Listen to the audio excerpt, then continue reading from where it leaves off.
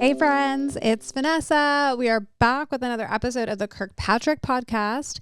And today we're talking all about Dr. Don Kirkpatrick's favorite level, level 1.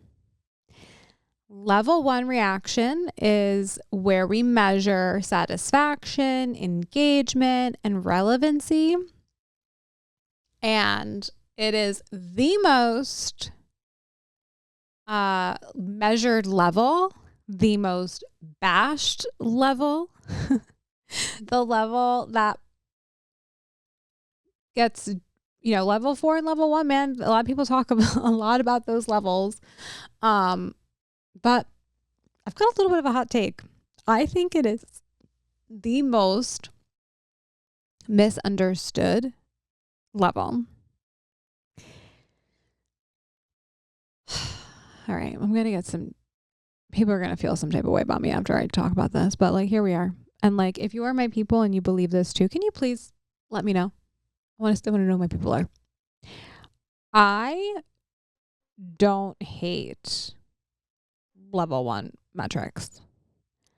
I also know that we take them with a grain of salt, to be clear. So not going to assume that because everybody loved my training, that is going to lead towards organizational results. And I think intellectually, if we're all actually honest here, most people no, that's a very big leap to go from I enjoyed something to I'm going to apply it. And then it's going to, we're going to have any sort of results, right? I could enjoy a TikTok video or an Instagram reel, right? I can enjoy it. I could learn something from it. That doesn't mean I'm actually going to apply it to behavior and it's going to impact, my life in sort of any way. So I think most people understand that. What I do think though, is that there is a lot of people talking on the social medias, on the LinkedIn, about level 1, and they talk about how horrible it is and so worthless and this and that, and engagement doesn't matter, or if people like the training, experience doesn't matter. Experience matters, okay? It really does. And if there is something really wrong with the program that I have designed, I need to know about that. So I do need to do some sort of measurement.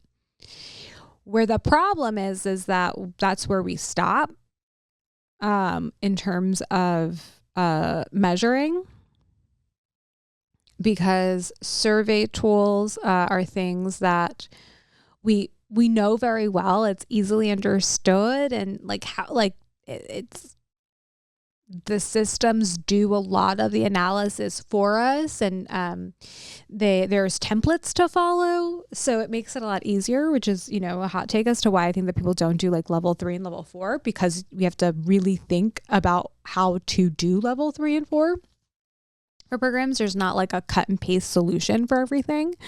Level 1 and level 2, it feels a little bit more cut and paste. And there's technology that does 99% of the work. So there's that. And I know that there are experiences that we do not like that I still learn from, right? I've had crappy teachers in my life that, man, I don't want to say crappy. That's very mean, Vanessa. Don't say that. I would say I've had teachers that I may not have vibed with. They just weren't my cup of tea for whatever reason. We just didn't click. The way their teaching style just didn't resonate with me or whatever. I still learned something from their class. Doesn't mean I didn't learn. It took me a little bit longer, Don't really love the experience. I kind of dreaded class sometimes, but I still learned.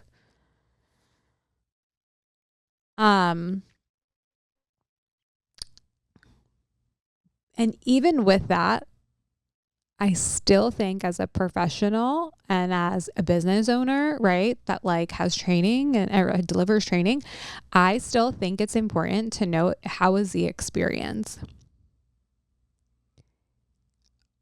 Did you feel engaged? Do we have opportunity for improvement? Like, I think that feedback is a gift and one that helps us improve and helps us grow and gives us insights that I might not have been able to see. So like, for example, I've recently found out that there are some examples in a program that I've offered that don't resonate with a certain culture. As someone that is not in that culture, it was not even top of mind. And it caused people from that culture a lot of pain. Without having that level one like reaction and like that feedback loop, I wouldn't know that I needed to do something to address that situation, right? And when we denounce experience and reaction and like, hey, like, is there anything that we need to know? We also don't have to overthink level one, but just be like, hey, is there anything that we need to know? Yeah, sure. This, that can help us grow and improve, helps us know what works and what doesn't. And it's actually also a very interesting, study, right? Like, if people enjoyed the experience, does it transfer to behavior better or quicker, provided the learning is there, versus if they don't enjoy the experience, right? Like, what's that? I think that'd be a pretty cool study to do. But anyway, I think that we have an opportunity to kind of chill out a little bit about level one, and how we talk about it, and really talk about it in a way where it's like, this is where it's useful. And we need to do better about how we apply measurement and how we apply like learning, science and metrics and evaluation models. When we sit there and rely on the things that don't bring results, then yes, of course, the models are never going to work. No model will work. There's no framework. The model's not necessarily broken, but our application might be. And now doesn't mean that there isn't room for improvement on models. I'm not saying that there's one that might be coming in the next year, but there might be one that's coming. So you might want to come to the Kirkpatrick Summit to be the first to see it. Just saying. You want to come to the Kirkpatrick Summit. I mean, you want to come to the Kirkpatrick Summit, like, period, because it's a fun time. But we'll unveil the new model at that summit. So come check it out. So there's always room for improvement. But here's the other thing. Some of the improvements that we're looking into, besides being rooted in pulling cognitive science and, learning transfer in and those sorts of things, and really looking at what affects level 4, results and like meeting those results. I also did some gut checks and some reaction surveys, some pulse checks. That data helps. That data matters. Doesn't mean it's going to change everything, right? I don't necessarily change an entire program or make really big organizational changes based on level 1 data. But it helps to be a piece of the puzzle so that I can make a better decision. And so I want us to think about, how can we reframe level 1 to be more about our learners, more about their experience, more about understanding, was this worth your time? Did you feel like this was relevant for your job, for your, for your education. Because if it wasn't relevant, then like, why are we doing this? Why are we here? Great training. I had a great time. Donuts were good. But like, didn't learn much, right? So I want you to sit back and look at your surveys. I've looked at a lot of surveys over the past almost 2 years here at Kirkpatrick and just throughout my career, right? We don't do a great job centering the learner in the questions, and we center ourselves and our needs. Doesn't mean that I'm not going to have a couple of questions maybe about the facilitator, a couple of questions about just the content in general, right? To maybe help with like instructional design or something like that. But that's not the basis of the survey, right? Like that's not really the end goal. The end goal of your survey needs to be around, was this relevant? Do you feel like you could apply it? Anything I need to know? No? Great, let's move on. You don't really even need 10 questions for that. So I got asked once, like, well, like how many out of a end of course survey, how many questions do you focus on the facilitator? And I'm like, really not that many, like maybe one. But like, we don't really need that many questions because the learner is not equipped to be the one to measure or give feedback on a facilitator. They don't have that expertise in good facilitation skills. Like I said, like my teacher back, I'm thinking about one in particular, rest in peace. She passed away, but she wasn't exactly my favorite teacher. And she was my principal. So I don't know, just something about me and Sister Regina just weren't the best of friends always. I don't know why she thought me of all people. I don't know. I just got this vibe that she thought I was like a troublemaker. And I'm like, I literally am such a rule follower. Like, what do you mean? And then I was like always in the top math classes, go figure. So I don't know. It's just like something about me and Sister Regina just didn't vibe. But anyway, again, God rest her soul. She did well as a principal. Anyway, does that mean that she wasn't effective for others as a teacher? No. How old was I when I took algebra 2? 15. I was 15. Was I 15-year-old Vanessa qualified to say what an algebra 2 teacher should be like, and how they should teach and how? No, I'm not qualified for that. That's why, maybe not for Sister Regina because she was the principal, but like for other teachers, right? There's observations done, right? It's not the students providing the feedback on how the teacher is doing. It is the qualified professional that is observing the teacher in the classroom.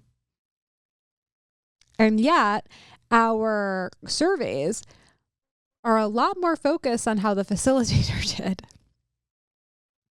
And so there's that challenge when it comes to survey, like end of session surveys. And then I also think the other challenge is that we have is they're just too damn long. Like, and we don't do anything with that data. We ask them to rate like how we did on like learning objectives. Like I've written them like not that long ago. Like I've written them and I'm like looking at them now. I'm like, do I need to even have that data? Is this end of survey really going to be the place where I collect that data and make that change? Probably not. It's sitting there in SurveyMonkey doing nothing. I think that we actually get more out of a survey like a bathroom exit where it's like a smiley face. Did you like it? Yes. If no, can you just give me 2 seconds to tell me why? And then I can go and make my adjustments from there. But knowing that that's also not going to be where it ends, right? It's not where I'm going to sit and stake my claim on like, okay, we're good. I got all green smiley faces. This program is a success. but I build a little bit differently, I guess. So anyway, I think when we look at level 1, there's a lot of places to get back to the basics and like just make your first move. And that is, first, cut your survey probably in half, if not more. Is there other ways that you can collect that data? And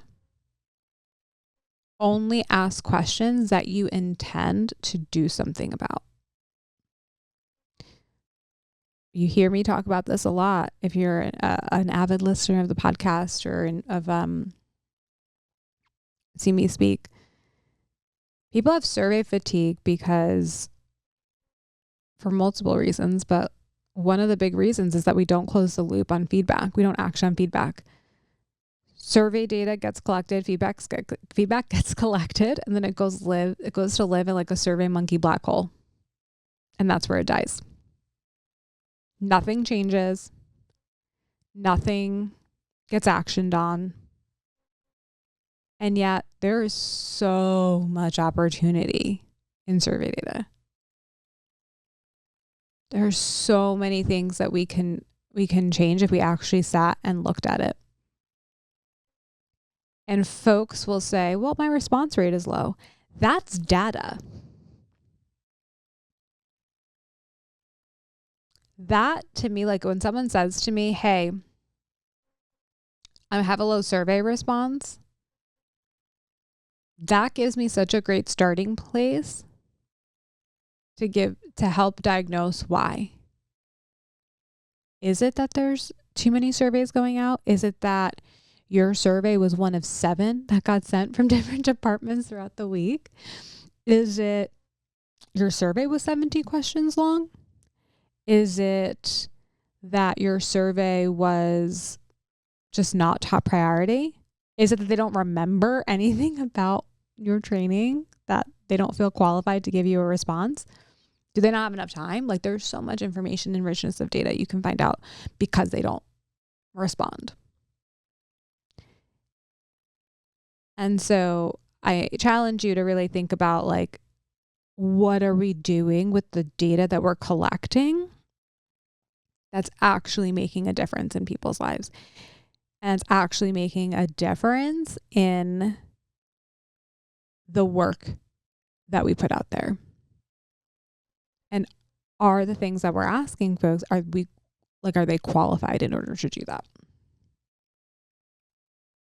And if you want us to support you in your survey, we absolutely can. We've got a fix my survey service where our psychometrician and our Kirkpatrick certified strategists work together to fix your survey and to give you feedback on it.